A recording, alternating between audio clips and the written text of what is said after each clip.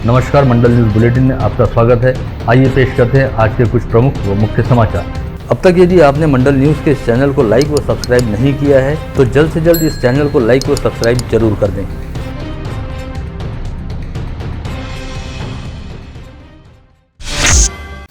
चिखलदरा तहसील के 5 डोंगरी गांव में ग्रामीण नागरिकों द्वारा विद्युत बिल अदा नहीं किए जाने की वजह से महावितरण ने इस गांव की विद्युत आपूर्ति को बंद कर दिया था। ऐसे में गांव में जलापूर्ति भी बंद हो गई थी, जिसके चलते 5 डोंगरी गांव में रहने वाले लोगों ने बगल में स्थित काटकुंब चुड़नी के कुओं से पीने के लिए पानी निकालना शुरू किया था। पता चला है कि काटकुंब गाँव में रहने वाला कुआं बीते बहुत दिनों से बंद पड़ा था और इस कुएं के पानी की साफ सफाई भी नहीं हुई थी। ऐसे में इस दूषित पानी को पीने की वजह से 5 डोंगरी गाँव में रहने वाले कई लोगों की तबीयत अचानक बिगड़नी शुरू हो गई। साथ ही आज सुबह 2 लोगों की इस विषाक्त पानी को पीने की वजह से मौत भी हो गई।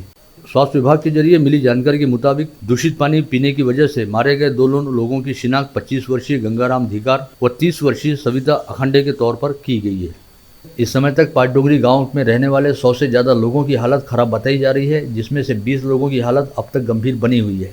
आदिवासी बहुल मेलघाट का दुर्गम गांव रहने वाले 5 डोंगरी में डॉक्टर एवं स्वास्थ्य सुविधाएं भी उपलब्ध नहीं है। ऐसे में दूषित पानी पीने की वजह से तबीयत खराब होने वाले लोगों का इलाज करने में भी काफी दिक्कतें आनी शुरू हुई और इनमें से अधिकांश लोगों को धारणी व अचलपुर के उप जिला अस्पताल में भर्ती कराया जाना शुरू किया गया, लेकिन तब तक 2 लोगों की मौत हो चुकी थी। खास बात यह है कि क्षेत्र के विधायक राजकुमार पटेल ने काफी दिन पहले ही यह मांग उठानी शुरू की थी कि मेलघाट क्षेत्र में डॉक्टर सहित स्वास्थ्य सुविधाओं को उपलब्ध कराया जाए। इसके अलावा विधायक राजकुमार पटेल ने महावितरण से भी इस क्षेत्र की विद्युत आपूर्ति को खंडित नहीं करने की मांग उठाई थी, लेकिन उनकी दोनों ही मांगों पर कोई कारगर कदम नहीं उठाए गए, जिसकी वजह से 5 डोंगरी गांव में यह भीषण घटना सामने आई है। पता चला है कि विधायक राजकुमार पटेल कल 5 डोंगरी गांव के दौरे पर जाएंगे। वहीं इस भीषण मामले की जानकारी मिलते ही जिला स्वास्थ्य अधिकारी डॉक्टर दिलीप रणमले सहित तहसील स्वास्थ्य अधिकारी प्रधान तुरंत 5 डोंगरी गांव पहुंच गए। उधर दूसरी ओर फिलहाल राजधानी नई दिल्ली में मौजूद जिले की सांसद नवनीत राणा ने इस मामले की जांच की मांग उठाते हुए कहा कि इस पूरे मामले पर उनकी नजर बनी हुई है और 5 डोंगरी गांव में स्वास्थ्य सुविधाएं, डॉक्टर व एम्ब्युलन्स की व्यवस्था को उपलब्ध करा दिया गया है।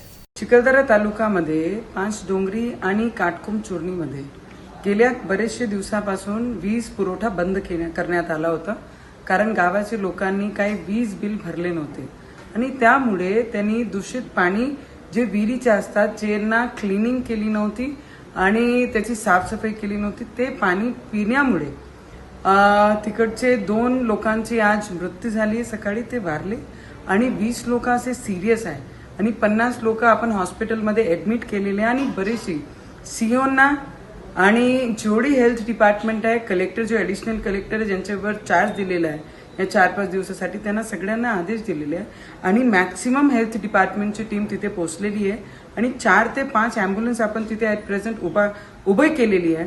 जर एखादा व्यक्ती इमर्जन्सी ज्यांना लागत असेल, ज्या पेशंटला तब्येत नाही बरोबर आहे, त्यांना अमरावती आणण्याची सुविधा आपण तिथे आहे आणि माझी नजर आणि माझे पूर्ण कार्यकर्ता आणि सगळी टीम आणि शासकीय जेवढेही अधिकारी आहे सगळे तिथे उपस्थित आहे। ज्यांना ज्यांना जशी जशी गरज पडली त्यांना तसं तसं आपण शिफ्ट करणार आहे। बरेचसे लोक चुर्णीमध्ये आहे, काही लोक अमरावतीमध्ये यासाठी आहे आणि काही सिरियस असेल त्यांना जर सोमवारी न्यायचा आपल्याला हे करायचं तिथे सुद्धा आपण नेऊ, पण माझी याच्यावर पूर्ण लक्ष देऊन आम्ही सगळे आहोत ते। उमेश कोल्हे हत्याकांड में पकड़े गए 7 आरोपियों को लेकर एनआईए का दल गत रोज अमरावती से मुंबई के लिए रवाना हुआ था, जो आज सुबह आरोपियों के साथ मुंबई पहुंच गया, जहां पर एनआईए द्वारा दर्ज स्वतंत्र एफआईआर के तहत 7 आरोपियों को मुंबई की सेशन कोर्ट के सामने पेश करते हुए उनकी कस्टडी मांगी गई। पता चला है कि सेशन कोर्ट से आरोपियों की कस्टडी मिलने के बाद एनआईए द्वारा 7 आरोपियों को एक बार फिर अमरावती वापस लाया जा सकता है और यहाँ पर घंटाघर वाली गली में उमेश कोल्हे हत्याकांड का सीन रिक्रिएट किया जा सकता है। ज्ञात रहे कि एनआईए की कार्यप्रणाली के तहत क्राइम सीन रिक्रिएशन का बेहद महत्व होता है, जिसके तहत एनआईए द्वारा किसी भी मामले में लिप्त रहने वाले आरोपियों को घटना स्थल पर वापस ले जाकर वारदात के वक्त क्या और कैसे हुआ था इसकी जानकारी का प्रात्यक्षिक करवाया जाता है, जिसके तहत संबंधित वारदात में किस आरोपी की क्या भूमिका थी और किस आरोपी ने क्या किया था इसकी जानकारी इन कैमरा रिकॉर्ड की जाती है, ताकि इसे अदालत के सामने आरोपियों के इकबालिया बयान के तौर पर पेश किया जा सके। उमेश कोल्हे हत्याकांड में धरे गए 7 आरोपियों को लेकर गत रोज एनआईए का एक दल तो मुंबई रवाना हो गया, वहीं एनआईए के एसपी रैंक से लेकर पीआई रैंक के अधिकारियों व कुछ कर्मचारियों का एक दल अब भी अमरावती में ही बना हुआ है, जो इस हत्याकांड के मामले से जुड़े तमाम पहलुओं की जांच पड़ताल कर रहा है। विगत 2 दिनों के दौरान एनआईए के दल ने उमेश कोल्हे हत्याकांड के 7 आरोपियों के घरों की एक बार फिर तलाशी ली, जिसके दौरान इस हत्याकांड का मुख्य मास्टरमाइंड रहने वाले शेख इरफान के घर से 4 सिम कार्ड व 3 मोबाइल हैंडसेट बरामद किए गए। वहीं एक आरोपी के घर से 3 टूटे हुए चाकू तथा एक आरोपी के घर से कुछ दस्तावेज बरामद किए गए हैं, जिनमें कुछ पॉम्पलेट का समावेश है, ऐसी जानकारी सामने आई है। अमरावती शहर व जिले सहित समूचे राज्य व देश में सनसनी मचा देने वाले उमेश कोल्हे हत्याकांड वाले मामले में शहर पुलिस ने अब तक करीब 55 लोगों को चिन्हित किया है, जिन्हें पूछताछ के लिए एसीपी ऑफिस में बुलाया गया और बयान दर्ज करने के साथ ही प्रतिबंधक धाराओं के तहत समझ पत्र देते हुए उन्हें जाने दिया गया। पता चला है कि शहर के वरिष्ठ चिकित्सक डॉक्टर श्रीगोपाल राठी को करीब 32 से 35 नंबरों से धमकी भरे फोन कॉल आए थे। वहीं एक मोबाइल शॉपी संचालक को भी लगभग 20 नंबरों से कॉल करते हुए धमकाया गया था। इन सभी मोबाइल नंबरों को ट्रेस आउट करते हुए शहर पुलिस द्वारा संबंधित मोबाइल धारकों से पूछताछ की जा रही है। इसी बीच शहर पुलिस आयुक्त डॉक्टर आरती सिंह ने एक आह्वान जारी करते हुए कहा कि यदि सोशल मीडिया पर डाली गई किसी भी पोस्ट की वजह से किसी को भी कोई धमकी मिलती है तो बिना घबराए तत्काल नजदीकी पुलिस थाने को सूचित किया जाए, जिसके लिए शहर पुलिस द्वारा एक व्हाट्सएप क्रमांक जारी किया गया है। इस व्हाट्सएप क्रमांक सहित शहर पुलिस नियंत्रण कक्ष में डायल 112 पर भी संपर्क करते हुए अपनी शिकायत दर्ज कराई जा सकती है।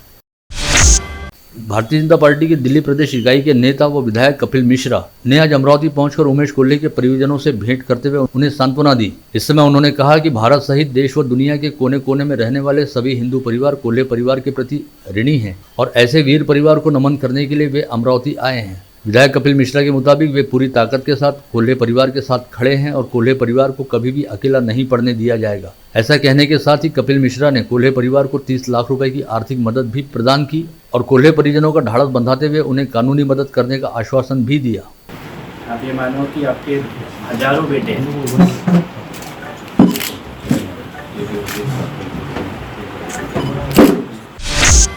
उमेश कोल्हे हत्याकांड के मामले की वजह से अमरावती के दौरे पर पहुंचे भाजपा नेता व विधायक कपिल मिश्रा ने कहा कि अमरावती व उदयपुर में आतंक का एजेंडा चलाने वाले कट्टरपंथी तत्वों ने हत्या जैसी जघन्य वारदातों को अंजाम दिया है। साथ ही अमरावती को तो आतंक की प्रयोगशाला बना दिया गया है। इससे पहले भी अमरावती में दंगाइयों ने उत्पात मचाते हुए दहशत फैलाने का काम किया था। ऐसी वारदातों को अंजाम देने वालों पर कड़ी कार्रवाई होना जरूरी है।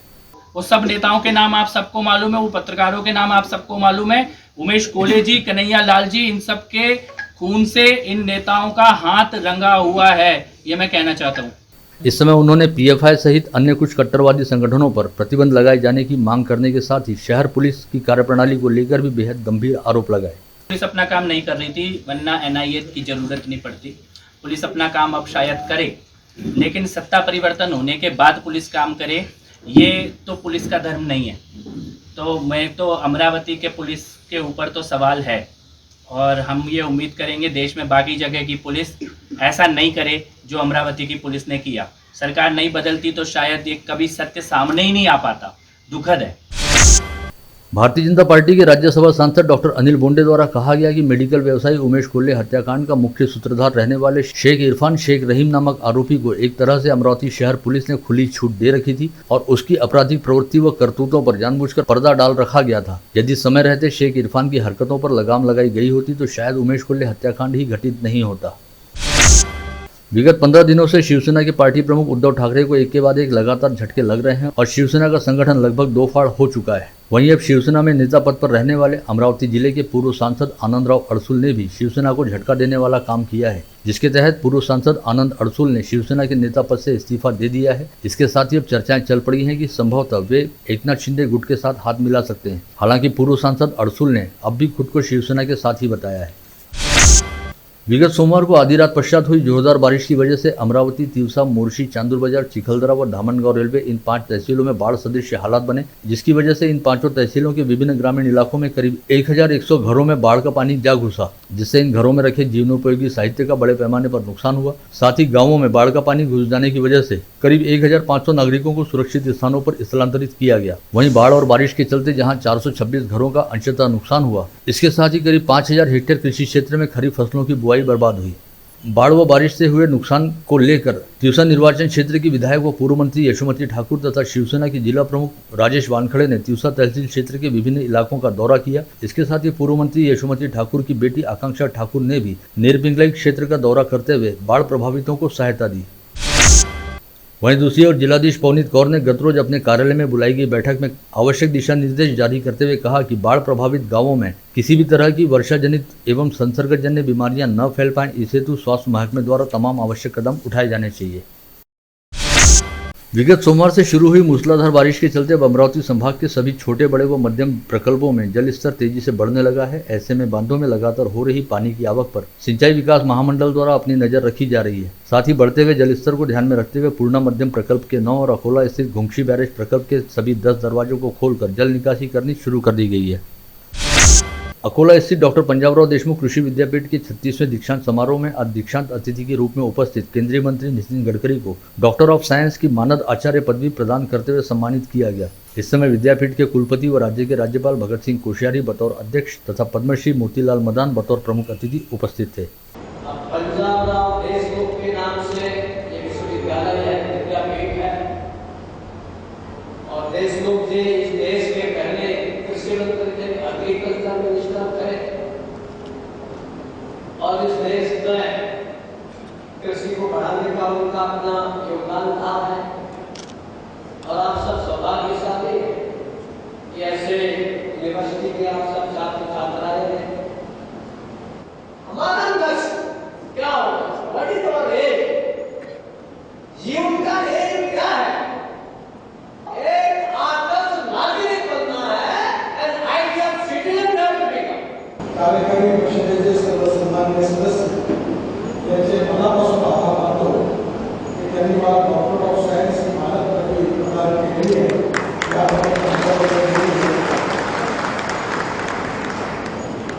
कारण ही पदवी स्वीकारत असताना माझ्या मनामध्ये संभ्रम होता। संभ्रम या कारणाकरता होता की या ती पदवी स्वीकारण्याच्या आपण लायक आहोत किंवा नाही। परंतु विशेषतः माननीय कुलगुरूंनी जेव्हा मला सांगितलं आणि कार्यकारी परिषदेचा निर्णय पण सांगितला त्यावेळी या सगळ्यांच्या बद्दल सन्मान व्यक्त करण्याकरता आणि त्याबद्दलचा ऋण व्यक्त करण्याकरता मी ठरवलं की या कार्यक्रमामध्ये निश्चितपणे सहभागी होईल। अमरावती विभाग के अंजनगांव सुरजी, अचलपुर, अकोट, हिवरखेड़, तेल्हारा, जलगांव जामोद व वरवड़ बकाल सहित जलगांव खानदेश के कई हिस्सों में बारी समाज द्वारा पान बेली व पान पिपरी जैसी औषधीय वनस्पतियों की खेती की जाती है, लेकिन विगत कुछ वर्षों से इन किसानों को काफी समस्याओं व दिक्कतों का सामना करना पड़ रहा है। इस बात के मद्देनजर अचलपुर निर्वाचन क्षेत्र के निर्दलीय विधायक बच्चू कडू ने राज्य मंत्री रहते समय कई प्रभावी कदम उठाए थे। ऐसे में राज्य सरकार ने अमरावती विभागीय पान बेली पान पिपरी औषधि उत्पादक किसान विकास अभियान समिति को स्थापित करने के दिशा निर्देश जारी किए हैं। ऐसे में क्षेत्र के पान पिपरी पान बेली उत्पादक किसानों को विभिन्न तरह की सरकारी योजनाओं व सुविधाओं का लाभ मिलेगा। राज्य के नवनियुक्त मुख्यमंत्री एकनाथ शिंदे ने आज पहली बार सीएम के तौर पर मुख्यमंत्री कार्यालय पहुंचकर अपना कार्यभार संभाला। इस समय अमरावती के वरिष्ठ समाज सेवी तथा मूर्तिजापुर के पूर्व नगराध्यक्ष नानकराम नेबनानी ने मुख्यमंत्री कार्यालय में पुष्पगुच्छ देते हुए सीएम एकनाथ शिंदे की अगवानी की। शहर के रामनगर परिसर में एक अत्यंत जर्जर इमारत में विद्या निकेतन प्राथमिक स्कूल चलाई जा रही है। संबंधित इमारत को महानगर पालिका ने अत्यंत जर्जर कैटेगरी में शामिल करते हुए इस इमारत को गिराने का नोटिस जारी किया था और महानगर पालिका के आदेश पर संबंधित इमारत को तोड़ने का काम शुरू किया गया, लेकिन विद्या निकेतन स्कूल के संचालकों ने कोर्ट से स्टे लाकर यह तोड़ू कार्रवाई रोकी। परंतु जर्जर इमारत में स्कूल चलाए जाने की वजह से स्कूल में पढ़ने वाले 500 छात्र छात्राओं तथा शिक्षकों की जान पर खतरा मंडराता कहा जा सकता है। बुधवार को स्कूल शुरू रहते समय स्कूल की छत का एक हिस्सा गिर गया। गनीमत यह रही कि इस हादसे में किसी भी तरह की प्राण हानि नहीं हुई। महानगर पालिका अंतर्गत रमाई आवास योजना की जायजा बैठक मनपा आयुक्त प्रवीण आष्टीकर की अध्यक्षता में ली गई। बैठक में विभाग प्रमुखों ने आयुक्त को बताया कि रमाई आवास योजना का लाभ देने के लिए 383 घरों का प्रस्ताव समाज कल्याण विभाग को भेजा गया है। इसमें से 90 दिव्यांगों व विधवा लाभार्थियों के प्रस्ताव पर आपत्ति व आक्षेप मंगाए गए हैं। संबंधित प्रक्रिया पूर्ण होते ही लाभार्थियों के आवेदन मंजूर किए जाएंगे, जिसके बाद लाभार्थियों में निधि का वितरण किया जाएगा। अमरावती महानगर पालिका अंतर्गत सभी संपत्तियों का सर्वे शुरू किया गया है। टैक्स असेसमेंट का काम मनपा द्वारा स्थापत्य कंसल्टेंट प्राइवेट लिमिटेड कंपनी को सौंपा गया है, जिसका करारनामा करते हुए कंपनी को वर्क ऑर्डर दिए गए हैं। कंपनी द्वारा मानव रहित ड्रोन के माध्यम से जोन व वार्ड बाउंड्री सीमांकन का काम शुरू किया गया है और बुधवार को कंपनी ने ड्रोन के माध्यम से प्रॉपर्टी सर्वे का प्रात्यक्षिक दिखाया, जिसके बाद गुरुवार से यह प्रॉपर्टी सर्वे का प्रत्यक्ष काम कंपनी द्वारा शुरू कर दिया गया। शहर के राजापेट जोन अंतर्गत मनपा स्वच्छता विभाग द्वारा प्लास्टिक जब्ती व डस्टबिन जांच अभियान चलाया गया। इस अभियान में 4 दुकानों में डस्टबिन नहीं रहने पर सभी संबंधितों से 500-500 रुपये ऐसे कुल 2000 रुपये का जुर्माना वसूल किया गया। राज्य की 14 महानगर पालिकाओं की प्रभाग निहाय अंतिम मतदाता सूची को प्रकाशित करने के लिए इससे पहले राज्य निर्वाचन आयोग द्वारा 9 जुलाई की तिथि घोषित की गई थी, लेकिन आज एक संशोधित आदेश जारी करते हुए राज्य निर्वाचन आयोग द्वारा कहा गया कि 9 जुलाई की बजाय 16 जुलाई को मनपा की प्रभाग निहाय अंतिम मतदाता सूची प्रकाशित की जाएगी। विगत 25 मई व 18 जून को हुई बारिश में कृषि उपज मंडी में रखा किसानों का सैकड़ों क्विंटल अनाज भीगकर खराब हुआ था, जिसके लिए भाजपा उपाध्यक्ष व आढ़ती एसोसिएशन के सचिव धीरज बारबुद्धे ने भाजपा नेता व सांसद अनिल बुंडे के माध्यम से किसानों को आर्थिक मदद दिए जाने की मांग मंडी प्रशासन से की थी। साथ ही सर्वपक्षीय आंदोलन भी मंडी परिसर में किया गया। ऐसे में मंडी प्रशासन द्वारा बारिश के पानी में भीगे अनाज की एवज में किसानों को मुआवजा वितरित करना शुरू किया गया है, जिसके तहत 56 में से 48 किसानों को मुआवजे के चेक का वितरण करना शुरू किया गया। समीपस्थ कौंडिन्यपुर स्थित श्री रुक्मिणी विदर्भ पीठ में आगामी बुधवार 13 जुलाई को गुरु पूर्णिमा उत्सव का आयोजन किया जा रहा है। श्री रुक्मिणी विदर्भ पीठ के विश्वस्तों द्वारा सभी भाविक श्रद्धालुओं से इस गुरु पूर्णिमा उत्सव में हिस्सा लेने का आह्वान किया गया है।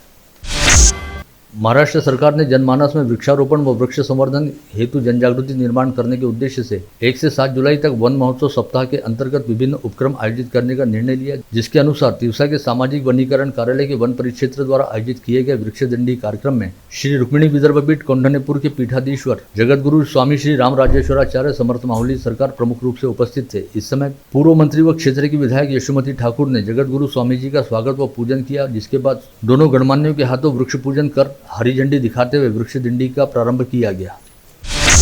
मूलतः अमरावती निवासी और इन दिनों हैदराबाद में रहने वाले भाविन हसमुखलाल राजा आगामी 11 जुलाई को खाटू नरेश श्याम बाबा की 1600 किलोमीटर की यात्रा साइकिल से तय करने हेतु निकलेंगे, जिसके तहत 11 जुलाई को सुबह 7 बजे हैदराबाद स्थित श्याम बाबा के मंदिर से दर्शन करने के उपरांत वे अपनी साइकिल पर प्रियजनों की शुभकामनाएं लेकर निकलेंगे और पूरे 28 दिनों के दौरान 1600 किलोमीटर का सफर तय करते हुए खाटू नरेश श्याम बाबा के समक्ष पर्यावरण, स्वास्थ्य व आम जनता की खुशहाली के लिए दुआ मांगेंगे। भाविन राजा के अमरावती निवासी सभी परिचितों एवं श्याम बाबा प्रेमियों ने इस यात्रा के लिए उन्हें बधाइयां देते हुए शुभकामनाएं भी दी हैं।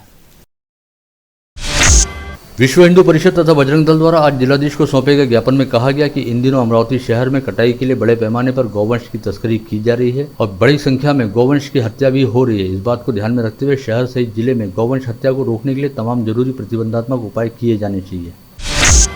बीते 24 घंटे के दौरान अमरावती जिले में 12 कोविड संक्रमित मरीज पाए गए हैं। इसके साथ ही जिले में एक्टिव पॉजिटिव मरीजों की संख्या बढ़कर 62 हो गई है, जिसमें से 2 मरीजों को कोविड अस्पताल में भर्ती किया गया है। वहीं मनपा क्षेत्र में 28 तथा ग्रामीण क्षेत्र में 32 मरीजों को होम आइसोलेशन में रखा गया है। खास बात यह भी रही कि बीते 24 घंटे के दौरान जिले में 7 लोग कोविड मुक्त भी हुए, जिसे राहत वाली बात माना जा सकता है। वाशिम जिला अंतर्गत कारंजा पंचायत समिति के झोड़गा स्थित आंगनवाड़ी केंद्र में शालेय पोषाहार की शक्कर में सड़ी गली अवस्था में एक मेंढक पाया गया। ऐसे में पोषाहार की आपूर्ति करने वाले व्यक्ति के खिलाफ कड़ी कार्रवाई किए जाने की मांग संबंधित अभिभावकों द्वारा की जा रही है।